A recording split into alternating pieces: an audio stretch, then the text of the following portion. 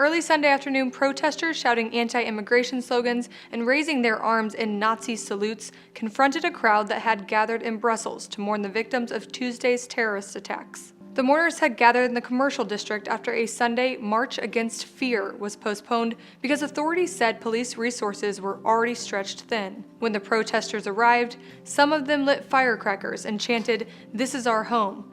Police used water cannons to try and move them away from where mourners had laid flowers and candles. The protesters are reportedly from a right-wing group called Nation, a self-described fascist group. Far-right anti-immigration groups like Nation have been on the rise in Europe recently, with some forming into political parties that use the fear of terrorist attacks and the refugee crisis to bolster support. After Tuesday's attacks, Marine Le Pen, the leader of France's far-right National Front Party, called for border closures and said, "We need to take seriously the criminal networks of Islamic fundamentalists that exist in our countries." The leader of the far-right UK Independence Party, Nigel Farage, used the terrorist attacks as an example of why the European Union needs to end its open-door policies. The point that I'm making is that to open up the door to unlimited numbers of people, as Angela Merkel did last year, has brought thousands more potential terrorists into Europe. German political parties like Alternative for Germany have also seen increased membership as anti-immigrant sentiments in the country continue to grow and have won more votes than expected in this month's state elections.